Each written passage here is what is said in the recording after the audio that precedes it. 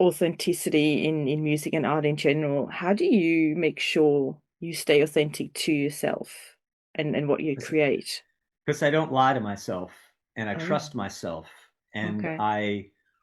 I'm my writing, like I will never use AI to write my words because that's my thoughts. So Mm, I always want my ideas, like if I'm trying to think of something, if I'm writing a song and it's about an incident of something sad and I'm wrapping it into these are my thoughts, my yeah. philosophies, my, everything that I say. So um, staying authentic has never been a problem, mostly because I've been off the radar and obscure. So I've only really written these songs for myself and Mm, hoping that other people like them. But Rick Rubin, whose book, The Creative Act, was a huge influence on me releasing all the music I did this year. Um, he says you are the audience you're writing for. So if you're digging what you're mm, doing and you're into it, that's why if you listen to all the records that I put out this year, I did 10 albums of original music. It changes and there's different sounds and beats and stuff come. It's not just a rehash of, the same piano style or whatever. I got into synths and synth bass and doing stuff that was funkier or art rock like the Talking Heads or new wave like, Duran Duran or whatever. Just picking and pulling and coloring and, again, with that finger painting feeling. But hmm. my words are, you know, I honestly didn't think when I was writing and recording all these songs that I was going to release them, thinking Okay. maybe someday down the road I'll get into a studio and do a real record or whatnot. And then I just realized I will do the next 10, I just I want to put these out. But all of this was written for myself.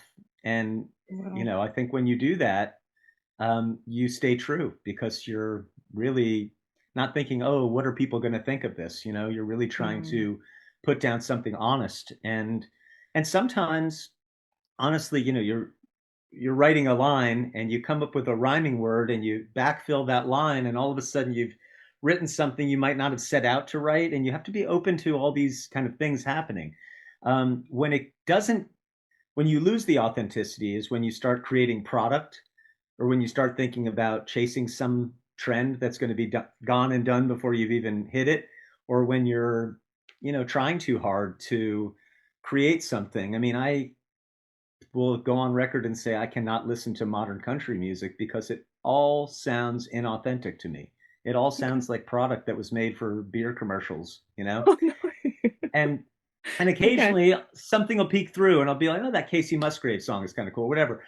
But for the most part, Yeah. it's too contrived. So when you want authenticity, I mean, obviously you can go back and listen to artists that came up before auto tuning and fixing when you had to actually be correct on tape. You had to sing Hmm. like that.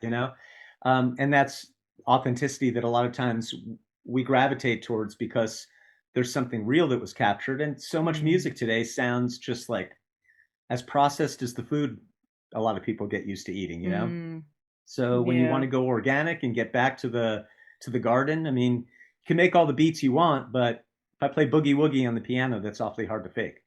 Yeah. You can't fake the funk either. So